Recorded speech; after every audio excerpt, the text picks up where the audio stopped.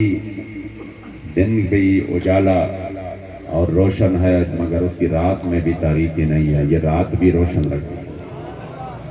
تو انشاءاللہ تعالی یہ نظام اسلام کی صورت میں ہم بہت جلد دیکھیں گے کہ قبلہ بابا جی رحمت اللہ تعالی علیہ جس افسوس اور جس حسرت کے ساتھ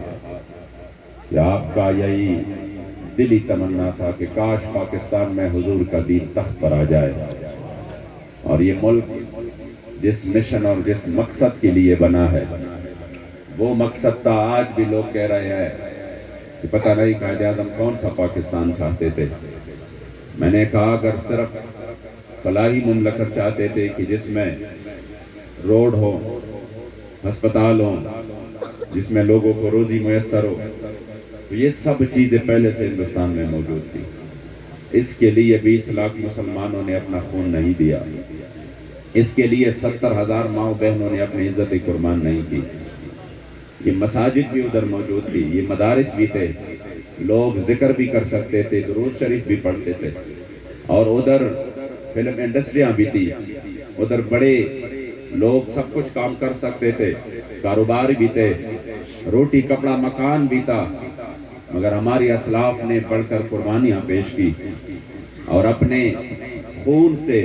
اس ملک کی بنیاد رکھی، صرف اسی خاطر کہ نہیں ہمیں ایک ایسا ملک چاہیے، ہمیں ایک ایسا علیحدہ وطن چاہیے جس میں سکھ اور نظام میرے مصطفی کریم کا چل رہا ہو۔ منخلطان پاکستان وقت قرآن دپارا، میرے جد امجد فرماتے ہیں کہ یا اللہ ہم تو قرآن کی قانون کے لیے پاکستان چاہتے تھے، چپا قرآن نبی رنا دا پاکستان بسوی،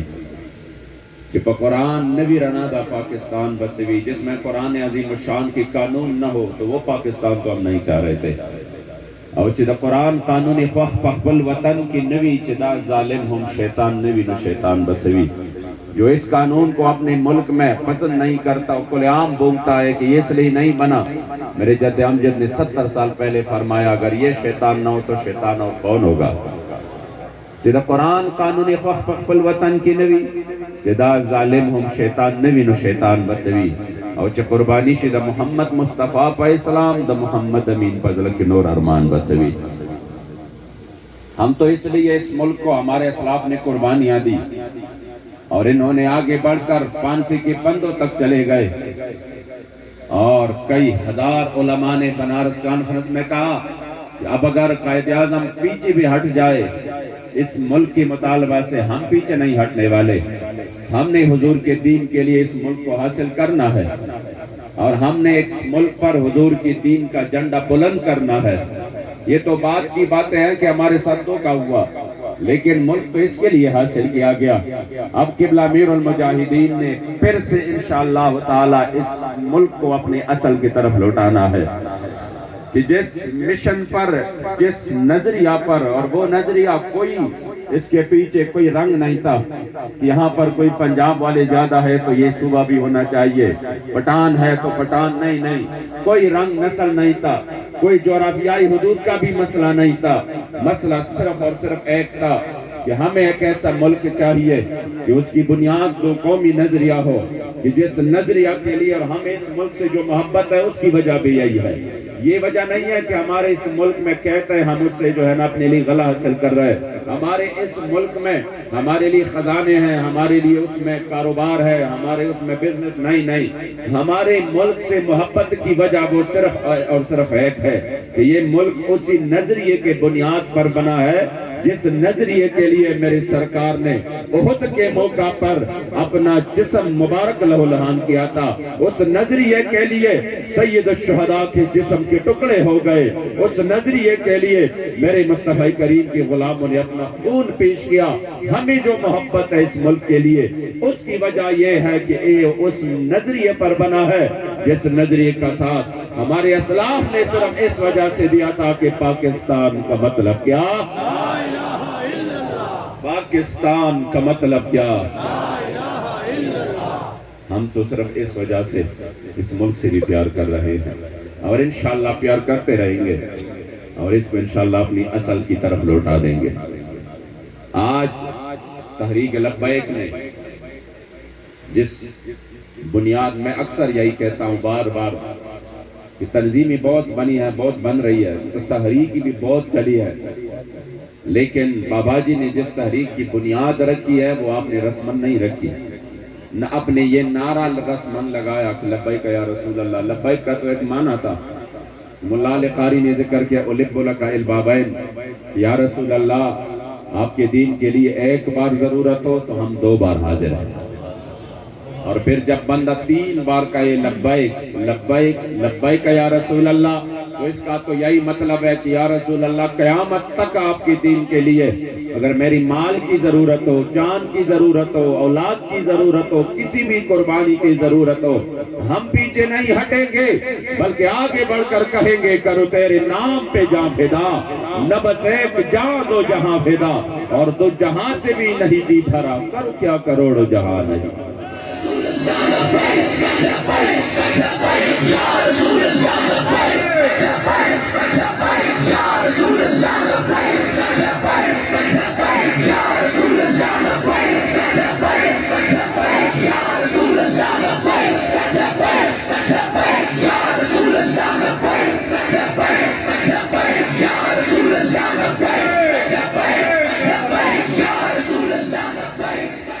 اب اللہ کریم نے کرم کتنا کیا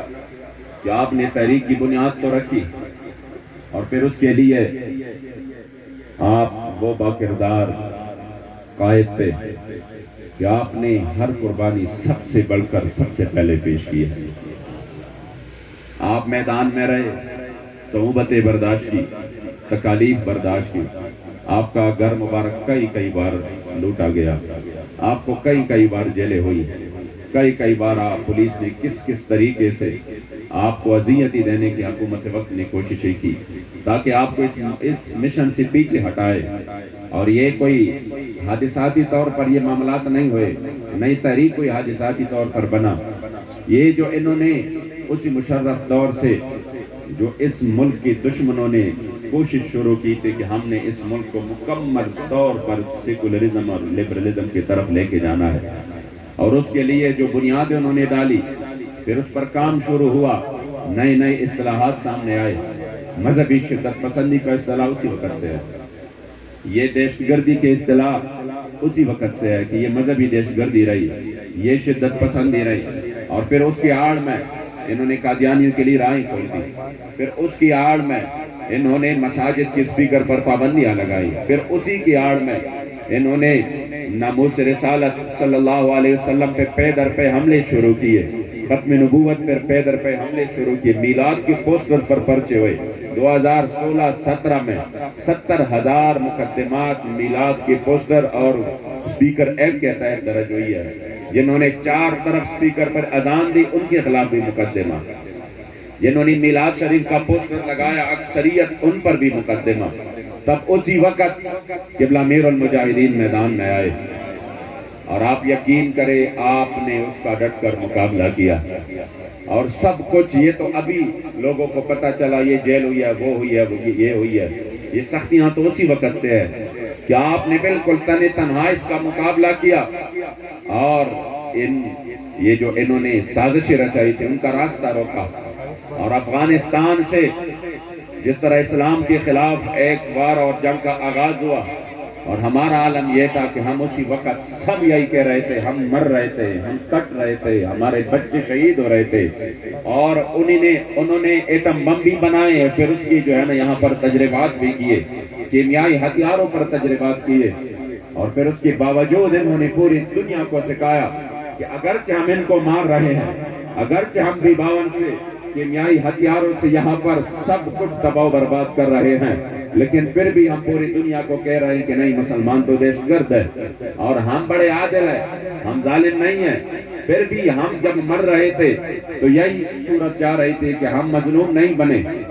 ہمارے وجود کے ٹکڑے بنے لیکن پھر بھی ہم مظلوم نہیں بنے، ہمارے 10 لاکھ معصوم بچے عراق میں شہید ہو گئے، پھر بھی ہم مظلوم نہیں بنے، اور ہم جا کر یہی معذرت خواہانہ لہجہ اختیار کرتے تھے، نہیں اسلام اس کا درس دیتا ہے، اسلام اس کا درس دیتا ہے، وہ آگے سے مذاق اڑاتے تھے، ہاں اسی طرح ہے، لیکن آپ یقین کریں کہ جب اسی ماحول میں مسجد مرد کلندر مسجد رحمت للعالمین سے پوری دنیا میں آپ نے یہ گرجدار آواز زبان کے آپ کے سنائے گئے کہ آپ نے کہا نہیں نہیں، اس طرح نہیں ہو سکتا، آپ ظلم بھی کرے اور آپ ظالم بھی نہیں بنے، آپ مسلمان مرے بھی شہید بھی ہو جائے مظلوم بھی نہیں بنے، نہیں اس طرح نہیں ہے۔ اسلام تو غیرت والا دین ہے، امن زیادہ اسلام سے اور کوئی بھی دین امن کا درس نہیں دیتا، لیکن جب مسلمان مظلوم ہو اور ہر طرف سے ان پر حملہ آور ہو کافر، تو پھر اسی وقت اسلام امن کا نئی میدان میں نکل کر غیرت کا درس دیتا ہے۔ جب آپ کے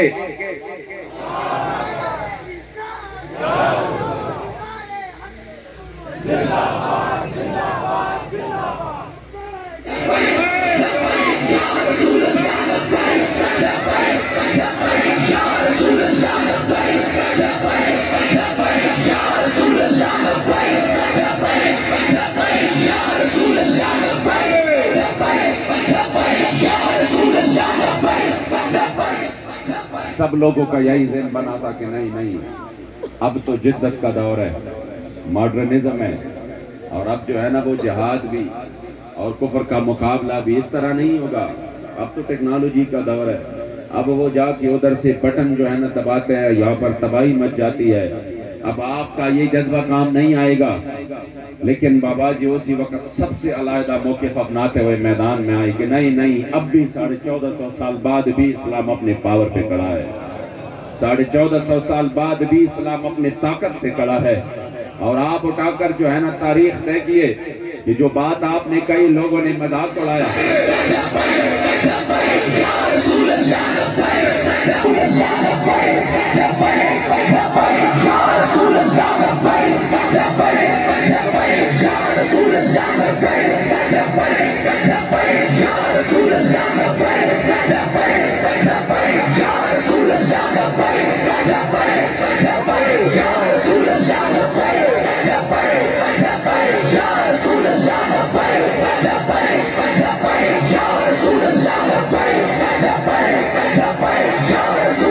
وقت بھی کہا کہ نہیں، اسلام اپنے پاور سے ہے اور اپنی طاقت سے کھڑا ہے، اسلام ایک لازوال قوت ہے، یہ 300 بندوں کو 1000 کے مقابلے میں بے سر و سامانی کی حالت میں لاتا ہے اور پھر ان کو شکست بھی دی جاتی ہے۔ یہ نہیں ہے میرے مصطفی کریم کے غلاموں سے، جب میرے کریم آقا آپ نے فرمایا صحابہ کیا ہم میدان بدر جائیں، حالانکہ جو حالات تھے جس کو انگلش میں گراؤنڈ ریالٹی کہتے ہیں، جو حالات تھے گراؤنڈ کے وہ اس طرح نہیں تھے، حالات یہی تھے کہ صحابہ کے پاس مکمل دن کے لیے پورے طور پہ کھانا بھی میسر نہیں تھا، حالات یہ تھے کہ صحابہ کے پاس جنگ کے لیے تلواریں بھی نہیں تھی۔ اب کم از کم بندہ یہ تو کہے کہ چلو تعداد کا تو کچھ ہو جائے گا، لیکن جو 305 میدان میں جا رہے ہیں ان کے پاس تلوار تو ضروری ہے، وہ کس چیز سے جنگ کریں گے؟ تلوار تو ہاتھ میں ضروری ہے، خالی ہاتھ ہم جنگ کیسے کریں؟ تلوار تو ضروری ہے، لیکن کسی صحابی نے یہ نہیں کہا کہ یا رسول اللہ چلو تعداد میں ہم کم ہیں لیکن تلواریں ہمیں جو ہے نا اسلحہ کی ہمیں ضرورت پڑے گی، اگر اسلحہ نہ ہو ہم جنگ کس چیز سے لڑے؟ حالانکہ تاریخ اس پر گواہ ہے کہ صرف 8 تلواریں تھی۔ حضور سواریاں تو ضروری ہے، ہم بدر کیسے جائیں گے؟ سواریاں ضروری ہے، گھوڑے ضروری ہے، نہیں کسی نے بھی نہیں کہا، بلکہ سب نے فرمایا یا رسول اللہ ہم سے پوچھتے ہیں تو ہماری جواب یہ ہے سل حبال من شئتا وقتا حبال من شئتا سالم من شئتا عاد من شئتا خذ من اموالنا ما شئتا واتنا ما شئتا۔ یا رسول اللہ اپنے پاس تو کچھ بھی نہیں ہے، سب کچھ ہی آپ کا ہے، آپ اگر فرمائیں گے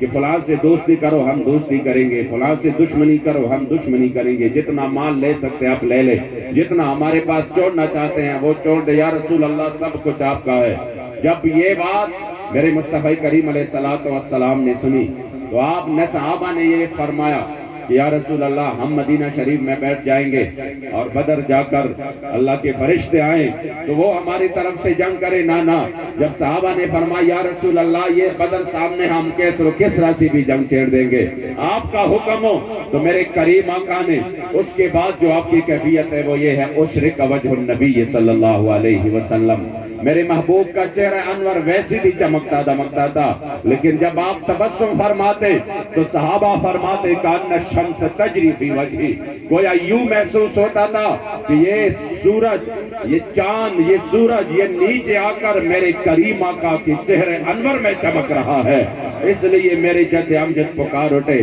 یا رسول اللہ ستا رخسار شمس و قمر سر یو ندی،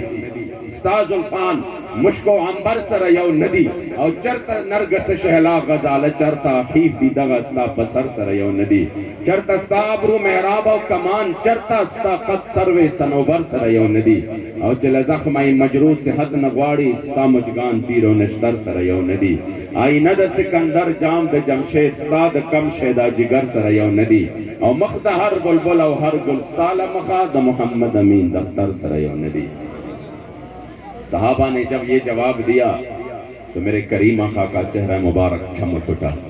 آپ نے یہ نہیں فرمایا صحابہ یہ کیا مبالغہ کر رہے ہیں، میدان بدر جانے کے لیے سواریاں نہیں ہیں، تلواریں نہیں ہیں، اور آپ اپنے وقت کو جو اپنے آپ کو سپر پاور کہہ رہے ہیں کہ ہم ہی سپر پاور ہیں، آپ اس سے لڑنے کی باتیں کر رہے ہیں۔ جب حضور کے دین کی بات ہو، اس روایت سے پتہ چلتا ہے کہ پھر بندہ اپنے سے زیادہ دو قدم آگے بڑھ کر بھی بات کرے تو وہ ممنوع نہیں ہے، بلکہ حضور کے دین کے لیے بندہ بہت بڑھ چڑھ کر بھی بات کرے کہ ہاں ہم پوری دنیا سے ٹکر لے سکتے ہیں، ہاں ہم حضور کے دین کو تخت پر لانے کے لیے انشاءاللہ تعالی یہ طاقت رکھتے ہیں، ہم کہہ سکتے ہیں کہ ہم برما کے بنجیوں کی داد رسی کر سکتے ہیں، ہم کشمیر کو آزاد کر سکتے ہیں، ہم مظلوموں کی فریاد سن سکتے ہیں، ہم ظالموں کو گریبان سے پکڑ سکتا ہے، کیونکہ ہمیں طاقت اپنے اوپر نہیں ہے، ہمیں اسلام کی طاقت پر ناز ہے، وہ طاقت جنہوں نے 1450 سال بعد بھی لوگ کہہ رہے تھے یہ پوری دنیا یہ ایک ہو گئی ہے، افغانستان اور اسلامی امارت یہ 2 دن کی بات ہے، یہ سب ہستی سے مٹ جائے گا، یہ ختم ہو جائیں گے، مگر تاریخ نے ثابت کر دیا کہ پورے سپر پاوروں کو شکست ہوئی ہے، پوری دنیا کو شکست ہوئی ہے، اسلام کے بچوں کو اللہ نے کامیابیاں دی ہے،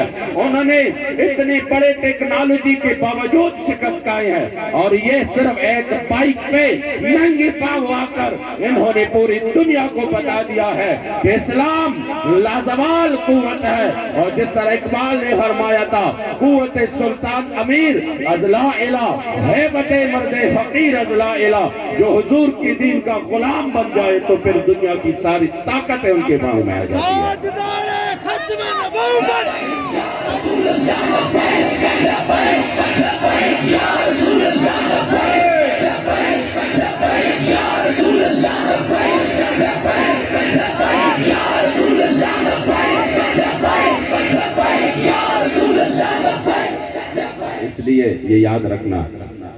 جب امیر المجاہدین نے اس تحریک کی بنیاد رکھی تو الحمدللہ میں بات یہی کر رہا تھا کہ آپ نے رسمن نہیں رکھی، آپ نے میدان عمل میں کر کے دکھایا کہ حضور کے دین کے لیے جدوجہد کرنا ہے،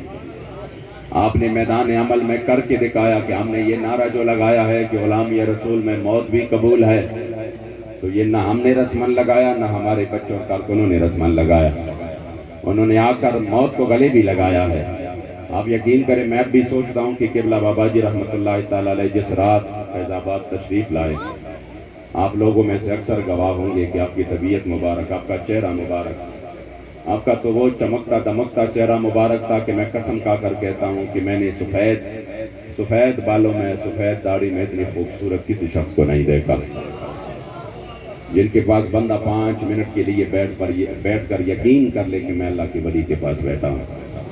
آپ کی صحبت سے جو اللہ کریم جل جلالہ نے آپ کو شانیں عطا کی تھی، حالانکہ میں پہلے سے نہ مرید تھا نہ شاگرد تھا،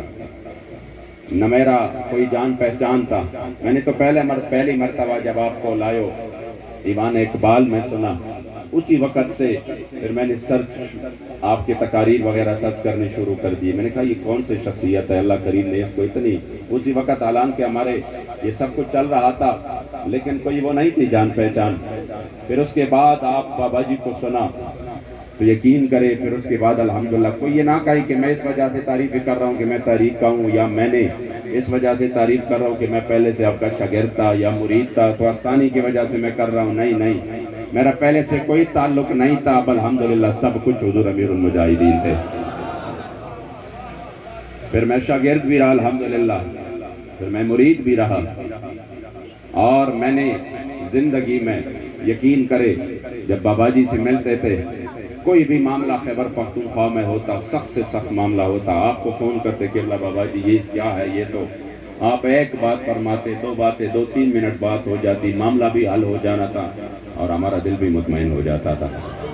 آپ ایک اس سے ولی کامل تھے کہ جو بھی بات آپ اپنی زبان مبارک سے نکالتے، اسی رات جب آئے تو آپ کا چہرہ مبارک پر وہ اثرات تھے بہت زیادہ، کیونکہ آپ کا چہرہ تو ہر وقت چمکتا دمکتا تھا، اور اس کی وجہ بھی یہ ہے کہ آپ نے حضور کے دین کے لیے اس چہرے پر بہت تکالیف برداشت کی ہے۔ حضرت علا بن عمیر فرماتے ہیں کہ میں حضرت قتادہ رضی اللہ تعالیٰ عنہ کے پاس آیا تو میں نے دیکھا وہ حضرت قتادہ جنہوں نے اپنے آنکھ حضور کے لیے قربان کی تھی، جنہوں نے اپنے کریم آقا کے سامنے پیرا دیتے ہوئے اپنی آنکھ قربان کی، اور پھر میرے مصطفی کریم علیہ السلام نے اپنا ہاتھ مبارک اس کے چہرے پر اور اس کی آنکھ پر پھیرا، اس کی نظر بھی لوٹ گئی۔ لیکن جو بات ہے وہ یقیناً آپ کی ایمان کو تازہ کر دے گا کہ آپ بڑھاپے کی عمر میں تھے جہاں پر چہرہ مکمل طور پر خراب ہو جاتا ہے، لیکن اسی وقت حضرت علا بن عمیر کہتے ہیں کہ آپ بڑھاپے کی عمر میں تھے اور نزع کی حالت میں تھے، میں سامنے بیٹھا تھا اور آپ کے گھر کے صحن کے آخری کونے میں ایک بندہ جس کو میں نہیں نظر، جس کو یعنی مجھے نظر نہیں آ رہا تھا کیونکہ میں نے پش کی ہوئی تھی اس طرف، لیکن میں حضرت قتادہ کے چہرے مبارک کو دیکھ رہا تھا، تو پیچھے سے جو وہ شخص گزرا فَأَبْصَرْتُهُ فِي وَجْهِ قَتَادَةَ، میں نے اس کو حضرت قتادہ کے چہرے مبارک میں دیکھ لیا، اس کی عکس میں نے حضرت قتادہ کے چہرے مبارک میں دیکھ لیا، وہ ایسا چمک رہا تھا، کیوں؟ انہوں نے حضور کے عزت آبرو پر پہرا دیا تھا، میرے مصطفی کریم علیہ السلام کے دین کے لیے اپنے آپ کو پیش کیا تھا۔ تو یقین کرے قبلہ امیر المجاہدین جب اس رات تشریف لے آئے اور آپ کی حالت کو دیکھ کر ہم نے جب سامنے دیکھا، ہم نے کہا حضور یہ آپ کو بہت زیادہ تکلیف ہے، کہہ رہا بہت زیادہ ہے، پھر ہم نے کہا حضور کیوں آئے، آپ کے بچے یہاں پہ موجود ہیں۔ الحمدللہ رات سے انہوں نے حضور کے دین کے لیے جس طریقے سے مصیبتیں برداشت کر کے یہاں پر استقامت کے ساتھ ہے، اب بھی ضرورت نہیں تھی، آپ کیوں تشریف لائے؟ نے فرمایا نہیں کیسے ہو سکتا ہے، یہ کیسے ہو سکتا ہے، یہ جان تو ہے ہی رسول اللہ کے لیے، یہ جان تو ہے ہی رسول اللہ کے لیے۔ اور پھر کیا ہوا، اسی سرد رات میں جب آپ پوری طرح تقریر بھی نہیں کر سکتے تھے، آپ نے وہ تقریر انتہائی نرم انداز میں کی ہے، روک روک کر ایک بات کی ہے، لیکن پھر بھی آپ نے یہ نہیں کہا کیونکہ مجھے تکلیف ہے تو میں جا کر آرام کروں، میں نے کہا خدا کی قسم موت نے تو آنا ہے، کسی نے بھی بچنا نہیں ہے۔ حضرت خالد بن ولید فرماتا اگر موت نے صرف میدان میں آنا ہوتا تو حضرت خالد کو میدان میں ضرور آتا، کیونکہ میں نے ایسا کوئی مارکہ نہیں چھوڑا جہاں پر میں شریک نہیں رہا، نہ میرے جسم پر کوئی ایک بالش کی جگہ بچی، وما فی جسدی شبر الا وفیہ ضربۃ بسیف او دانۃ برمح اور رمیۃ بسہم، کوئی ایسی جگہ میرے وجود میں نہیں ہے جہاں ایک بالش جگہ بھی بچی ہو، جہاں پر تلوار کا، تیر کا اور یا نیزے کا زخم نہ ہو۔ لیکن اب جب مجھے موت آتا ہے تو وہ اپنے گھر میں، تو آپ نے پھر ایک تاریخی جملہ ارشاد فرمایا اور فرمایا فلا نامت اعین الجبناء، پوری دنیا کی بزدلوں کو پیغام دے رہا ہوں، جس کو قبلہ بابا جی اپنے خوبصورت انداز میں فرماتے تھے شالا بزدلانو کدی نیند نہ آوے، شالا بزدلانو کدی نیند نہ آوے، موت نے تو آنا ہے، لیکن اس موت کا مزہ ہی جدا ہے کہ جب بندے کے 103 104 بخار ہو اور ڈاکٹر نے منع کیا ہو، پھر بھی اس کے باوجود حضور کے عزت آبرو کے حفاظت کے لیے فرانس کے ان خنزیروں کو یہ بتانے کے لیے کہ 1450 سال بعد بھی پاکستان میں حضور کے وہ غلام رہتے ہیں کہ اب بھی آپ کے جسم، آپ کے پاؤں کے خاک مبارک پر بھی اپنے آپ کو قربان کرنے کے لیے تیار ہے۔ وہ پیغام پورے دنیا کو بھی دیا، فرانس کو بھی دیا، ان کی یاروں کو بھی دیا، اور حضور کے غلاموں کے دلوں کو بھی ٹھنڈک پہنچائی کہ جب اس حال میں بندہ جائے کہ پھر وہ بیماری آپ کے وصال کا سبب بنے، تو یقیناً جب اس حال میں بندہ اپنی قبر میں جاتا ہے تو ضرور ہمارا ایمان یہ کہتا ہے کہ پھر تو ظاہری بات ہے کہ جو قبلہ بابا جی فرماتے تھے کہ جب اس حال میں بندہ جائے کہ جب روح میرا پیراہن خاکی سے نکلے تو روزے سے آواز آئے اور میرا فقیر آئے. تاجدار حق نبوت